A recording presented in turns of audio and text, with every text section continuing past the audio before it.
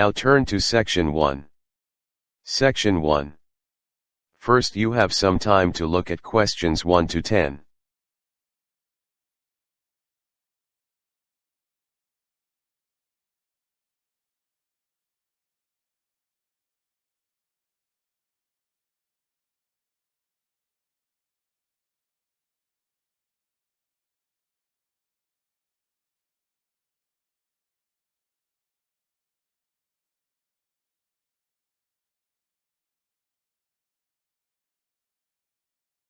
Good afternoon, everyone.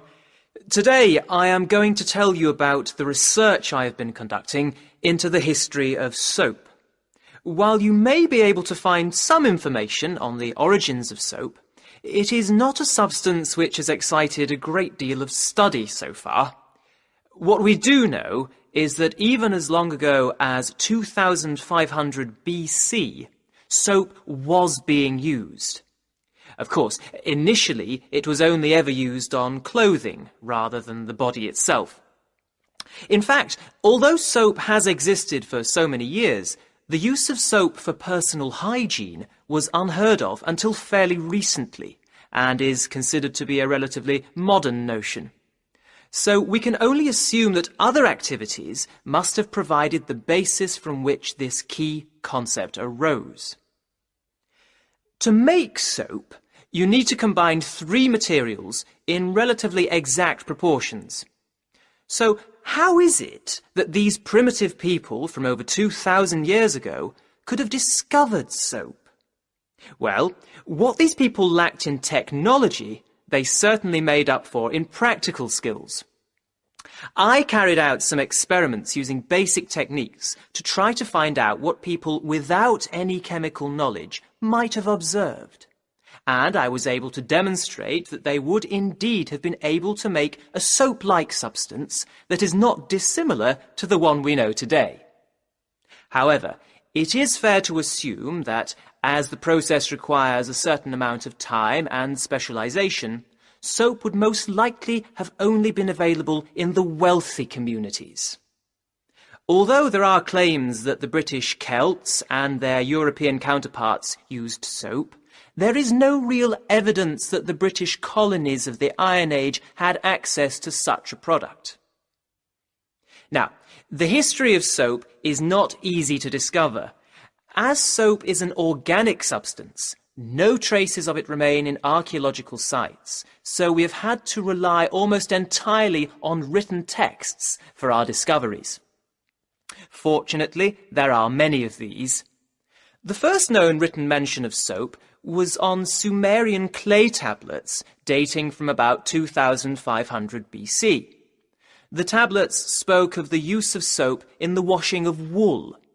In another incident, a medical document from about 1500 BC mentions that Egyptians bathed regularly. It also describes how they made soap by combining alkaline salts and oil which they extracted from vegetables. We also know that the Romans used a mixture of earth, soda, and wine to clean their clothes and pots. For the Romans, bathing was not just a matter of hygiene. It was a form of relaxation, a social activity. The bather moved from room to room, getting progressively hotter, until they reached a steamy room where dirt was sweated out and scraped away with a metal blade. The Romans used scented bath oils, but these were used to moisturize the skin rather than to cleanse it, and there is no evidence that they used soap in this way. This is not to say that the Romans did not have soap.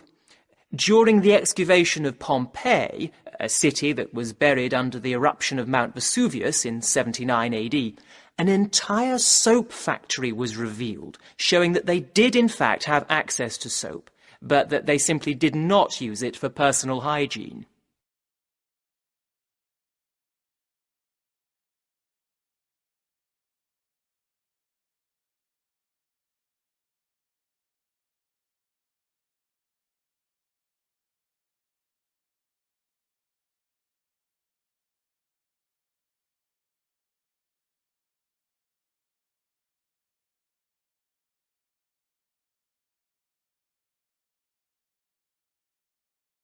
Now turn to Section 2.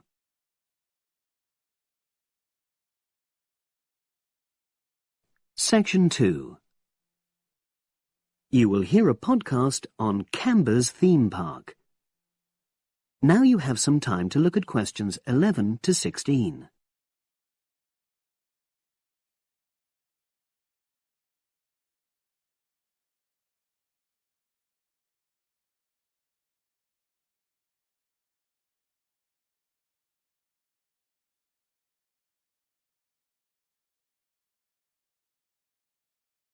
Now listen and answer questions 11 to 16.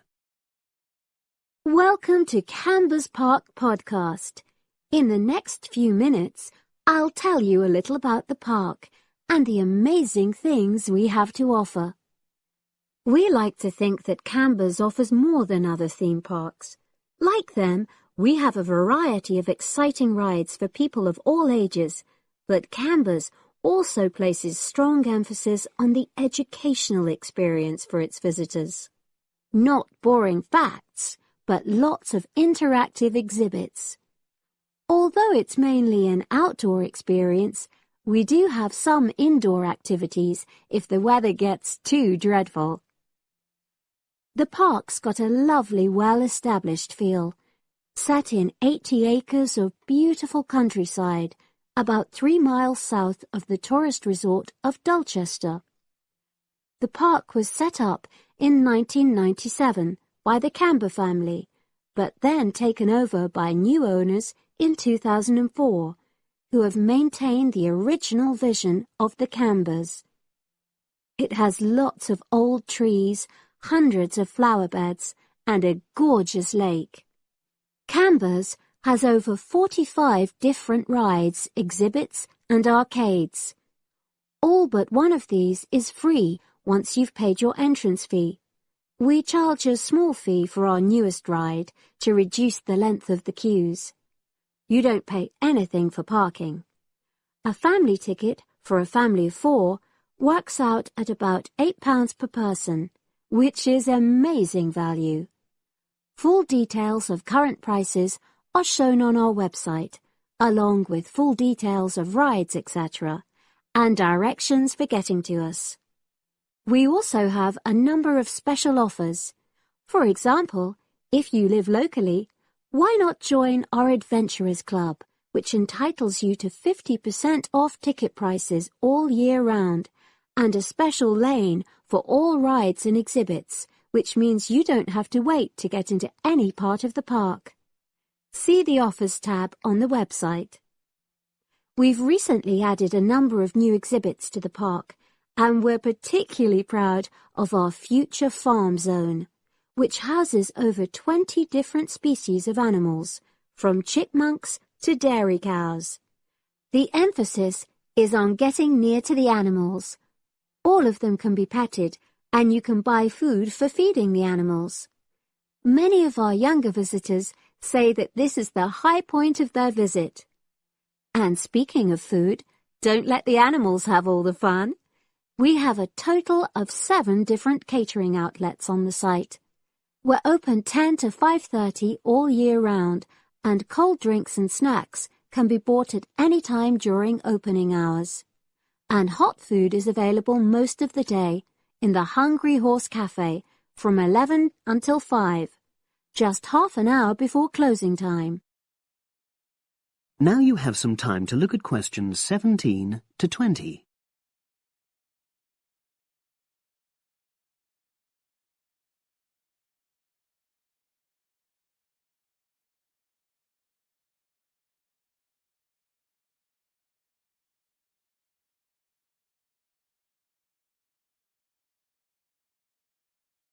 Now listen and answer questions 17 to 20.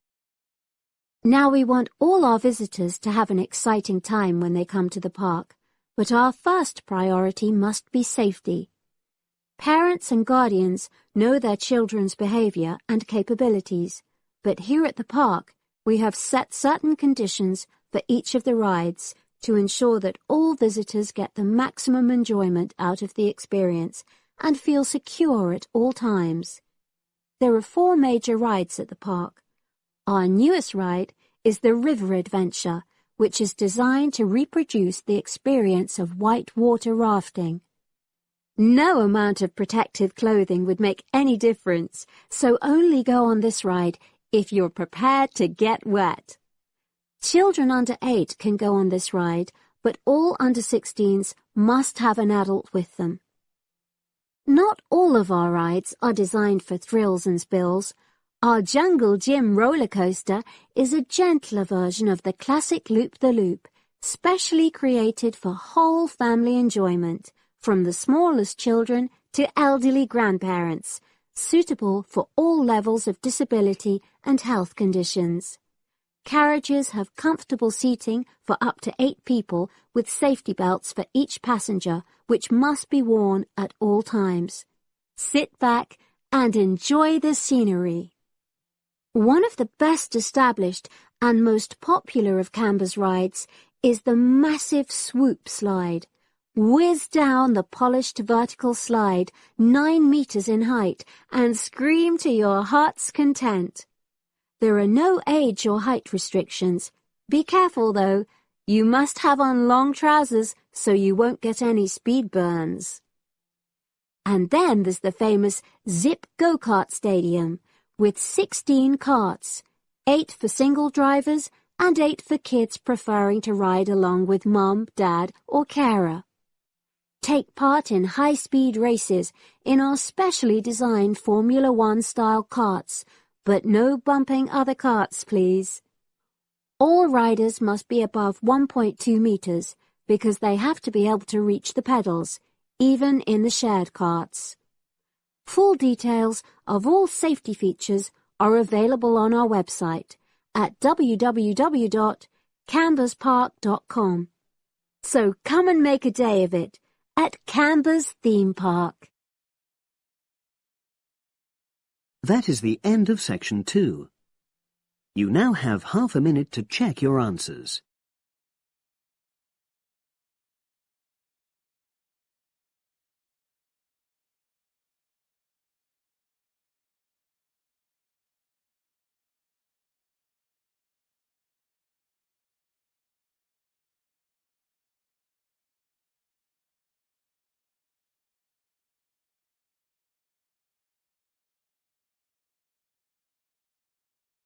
Listening section 3.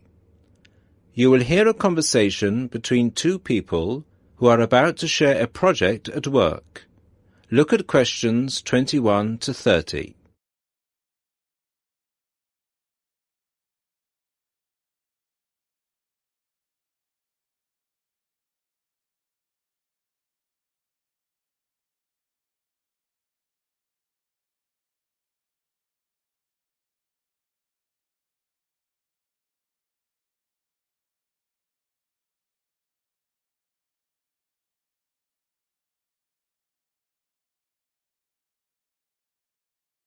Listen to the conversation and answer questions 21 to 30.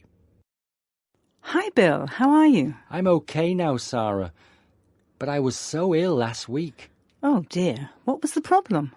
Did you eat that dodgy fish in the canteen? No. At first, I thought it was a cold, but then my head started hurting and my eyes started to go blurry. Oh, I'm so sorry. That sounds serious. Yeah, it's okay, actually. I went to the doctor and he diagnosed me with a migraine. He gave me some medicine and I'm starting to feel much better. Oh, I'm glad to hear that. Well, I'm also glad you're in today because we have to work on a new project together. Oh, are we in the same section? No, it's just us. No one else. Mr. Donaldson put us down as B team because we live near each other. That could be fun.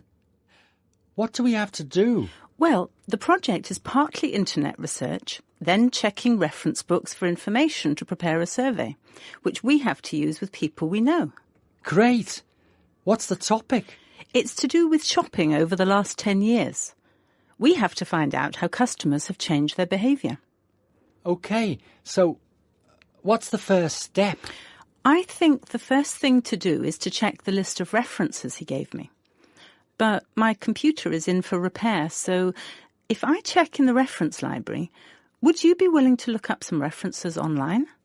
Once we're done with the reference checks, we can write the questions together. That's fine. I'll do the internet research. So, what sort of shopping are we looking at? Only food or goods or clothes shopping? We have to find people who are willing to tell us about personal things, like deodorants, cosmetics, soap, or vitamin creams. The other groups are doing food, electrical goods and clothes. That won't be so easy, Sarah. People might think those things are a bit private. Yes, I thought about that. I'll ask the women and you can ask the men. That should work okay. Well, if you think so. Give me the list of references then. Sorry, I left them in my other bag at Joseph's house. I'll get them for you tomorrow. OK. Well then, this afternoon, I think I'll catch up on the notes from last week. Can you help me, or are you busy? I've made you a copy of my notes already to save you time. Here you are. Wow, thanks, Sarah. That's so thoughtful. Well, since there's nothing for us to do right now, shall we go for lunch? Well, actually, I'll have to catch you later. I have to go to a meeting this afternoon. Can I phone you tonight to arrange when to meet? No, sorry. I have a date. Can we meet in the laboratory for the first class tomorrow? I'm not sure because I have to go to the library to collect some books. What about meeting there at lunchtime? Do you mean in the lab? Yes. OK. See you in the laboratory tomorrow at noon then. Sounds like we have a lot of work to do.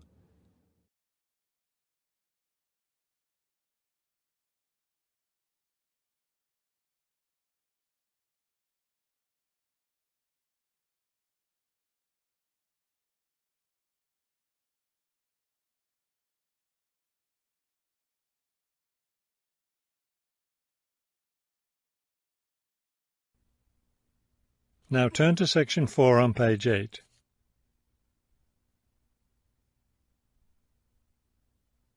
Section 4.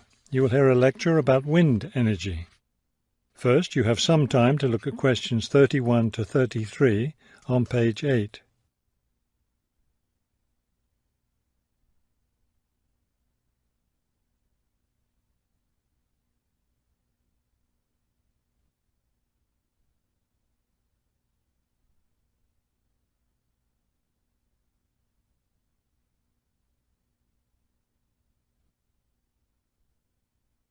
Now listen carefully and answer questions 31 to 33. With the rising cost of fossil fuels, there's a great deal of interest these days in developing alternative sources of energy. Today, I'd like to talk about one of these, wind power. In the past couple of decades, there's been an upsurge of interest in using the wind as a source of energy, but the idea isn't new at all. People have been harnessing the power of the wind for centuries, ever since ancient peoples first used sailboats. In ancient China, farmers used a rudimentary sort of windmill to pump water. Wind power was used in other parts of the ancient world as well. In Persia, for example, farmers used wind-powered mills to grind their grain. During the Middle Ages, in the Netherlands, people went back to the ancient idea of using the power of the wind to move water. They used windmills to drain lakes, thereby creating more land for farming. Before you hear the rest of the talk, you have some time to look at questions 34 to 40 on page 9.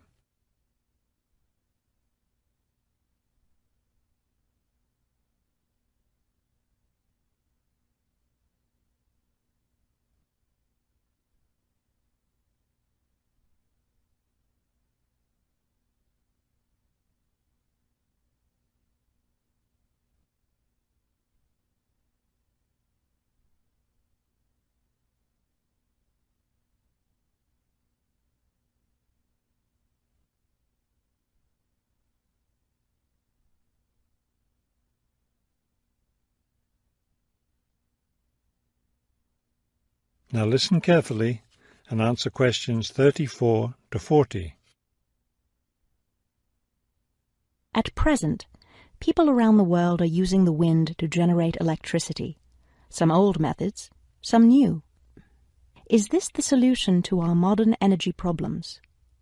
Well, as with anything, there are both advantages and disadvantages to using wind power. Let's take a look at some of the reasons to use wind power.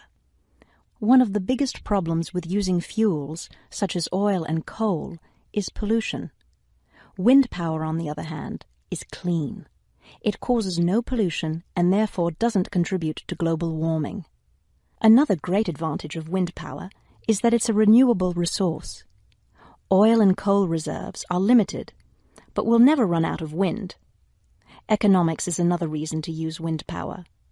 Using the wind to generate electricity costs less, much less, than running other types of generators. In addition, since wind turbines don't take up much land, the land around them can be used for other purposes, such as farming.